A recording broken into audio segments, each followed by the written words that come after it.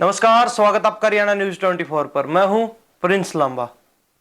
एक और हरियाणा के हिसार में लगा किसान मेला, या फिर यूं कहें कि नेताओं का मेला, तो वही दूसरी ओर कई घंटों खाद के लिए लाइन में लगे किसान की मौत। दोनों मुद्दों पर चर्चा करेंगे। सबसे पहले अगर बातचीत करें तो हरियाणा कृषि विश्वविद्यालय यानी कि HAU द्वारा हिसार में हर बार कृषि मेला, किसानों का मेला लगाया जाता है। इस बार भी लगा, लेकिन एग्रीकल्चर डिपार्टमेंट यानी कि कृषि विभाग के साथ मिलकर। लेकिन गड़बड़ तो यहां हुई कि यह मेला किसानों का मेला ना लगकर नेताओं का मेला अधिक लग रहा था। यहां तक कि किसानों से ज्यादा तो इस मेले के अंदर पुलिस दल बल की संख्या थी, और साथ में धारा 144 भी लगा दी गई। हम ऐसा क्यों कह रहे हैं? क्योंकि देखने को भी यही मिला। कृषि मेले के शुभारंभ पर प्रथम दिन उपराष्ट्रपति जगदीप धनखड़ पहुंचते हैं। समापन के मौके पर हरियाणा के मुख्यमंत्री मनोहर पहुंचते हैं, तो साथ ही अनेक नेताओं का जमावड़ा भी लगा रहा। या फिर यह भी कहा जा सकता है कि चुनावी नजदीकी को देखते हुए कहीं ना कहीं किसान मेले को राजनीतिक अखाड़ा बना दिया गया। और यह बात हम नहीं कह रहे हैं, यह बात वो किसान कह रहे हैं जो वहां पहुंचे थे देखने के लिए। लेकिन धारा 144 लगाने के कारण और पुलिस दल बल की इतनी भारी संख्या होने के कारण तमाम किसानों को बड़ी समस्याओं का, बड़ी दिक्कतों का सामना करना पड़ा है।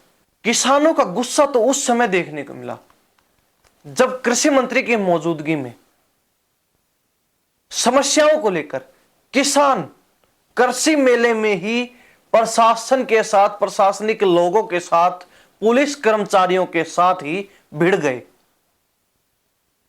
अब अगर आगे बातचीत करें तो कृषि मेला जरूर लगा, किसानों का मेला जरूर लगा, लेकिन हर बार के समय से एक महीने के बाद अगर देखा जाए तो अक्सर यह मेला हरियाणा कृषि विश्वविद्यालय यानी कि HAU द्वारा, हरियाणा एग्रीकल्चर यूनिवर्सिटी द्वारा हिसार में सरसों की बिजाई के समय लगाया जाता है, ताकि ऐन मौके पर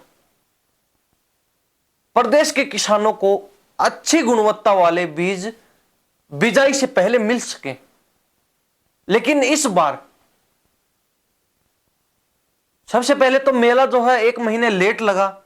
तब तक ज्यादातर किसानों ने सरसों की बिजाई कर ली थी, लेकिन जो किसान रह गए थे, जो बच गए थे, वो मेले में पहुंचे तो वहां पर धारा 144 होने के कारण और साथ ही पुलिस दल बल की इतनी बड़ी संख्या होने के कारण उनको मेले में कई घंटों के बाद एंट्री दी गई। कई घंटों तक उन्हें बाहर रखा गया, और फिर जब एंट्री मिलती है तो मात्र 2 घंटे के अंदर ही सारे बीज यानी कि उच्च गुणवत्ता वाले बीज जो यूनिवर्सिटी की तरफ से किसानों को दिए जा रहे थे, वो मात्र 2 घंटे के अंदर समाप्त हो जाते हैं। यह बड़ी बात देखने को मिली, जिसके बाद किसानों का गुस्सा जो है 7वें आसमान पर चला गया और उन्होंने बहुत बड़े आरोप लगा दिए। आरोप क्या? कि जो उच्च गुणवत्ता वाले बीज थे वो किसानों को न देकर कहीं ना कहीं प्राइवेट कंपनियों के साथ सौदा करके उन्हें ब्लैक में बेच दिए गए हैं। तभी तो मात्र 2 घंटे के अंदर ही सारे बीज समाप्त हो गए। कहीं ना कहीं किसानों के साथ धोखाधड़ी हुई है। ये आरोप किसानों के द्वारा ही लगाए गए। हरियाणा कृषि विश्वविद्यालय पर, कृषि विभाग के ऊपर, जिनके सौजन्य से ये कृषि मेला, किसान मेला लगा हुआ था। ये तो हो गई कृषि मेले की बात, जो वास्तव में ही कृषि मेला ना लगकर, किसानों का मेला ना लगकर सिर्फ और सिर्फ नेताओं का जमावड़ा देखने को मिल रहा था। नेताओं का मेला इसे कहा जा सकता है किसानों की भाषा में। वहीं अगर दूसरे मुद्दे पर बातचीत करते हैं तो एक बार फिर खाद की लंबी लंबी लाइनों ने एक किसान की जान ले ली। मामला भूना का, जहां एक किसान सुबह से ही खाद के लिए, जो मारामारी चल रही है खाद की, उसके लिए मंडी में खाद की लाइन में लगा हुआ था। पानी की उचित व्यवस्था नहीं थी, पीने का पानी उसे जो है समय पर नहीं मिला।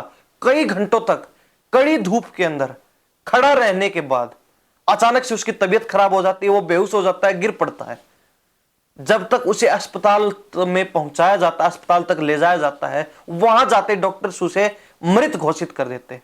तो देखिए ये मामला ऐसा है, कई घंटों तक सुबह सवेरे ही जो है लाइन लग जाती है किसानों की लंबी लंबी खाद के लिए, क्योंकि बिजाई का समय चल रहा है, रोपाई का समय चल रहा है, खाद की बड़ी आवश्यकता है किसानों को।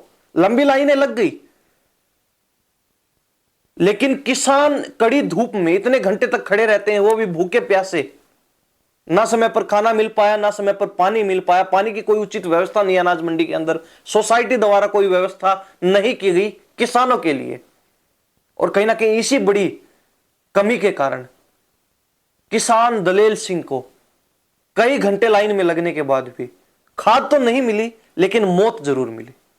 अब बड़ा सवाल यह बनता है कि आखिर दलेल सिंह की मौत का, आखिर उस किसान की मौत का जिम्मेवार कौन है? आखिर कौन उस किसान की मौत की जिम्मेवारी लेगा?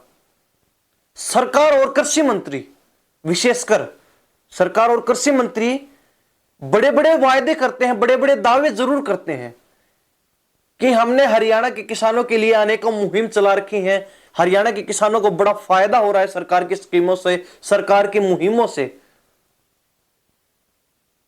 हरियाणा के किसान समृद्ध हो रहे हैं, हरियाणा के किसान खुशहाल हो रहे हैं। लेकिन जब इस प्रकार की खबरें सामने आती हैं तो सारे सरकार के दावे, सारे जो है कृषि मंत्री के दावे धरे के धरे रह जाते हैं, सारे दावे जो है उनकी हवा निकल जाती है। तो ये वो दो मुद्दे थे। पहला कृषि मेला, किसानों का मेला, जो हमने पहले ही बता दिया कि किसानों का मेला ना लगकर नेताओं का मेला लग रहा था, क्योंकि नेताओं का जमावड़ा लगा रहा तीनों दिन, प्रथम दिन भी, दूसरे दिन भी, तीसरे दिन भी, क्योंकि 3 दिवसीय जो है यह मेला था। और दूसरा मुद्दा जो है खाद के लिए कई घंटे तक लाइन में लगे किसान की मौत हो जाती है। चर्चा करना बड़ा आवश्यक था, क्योंकि किसान जिसे अन्नदाता कहा जाता है, और विशेषकर अगर भारत को कहा जाए तो कृषि प्रधान देश के नाम से जाना जाता है। पूरी अर्थव्यवस्था भारत की किसान पर निर्भर करती है। इसलिए बड़ा आवश्यक था इन दोनों मुद्दों पर चर्चा करना। आप इस बारे में क्या सोचते हैं? कृषि मेले के बारे में भी क्या वास्तव में आपको भी लगा कि यह कृषि मेला ना होकर नेताओं का मेला लगा?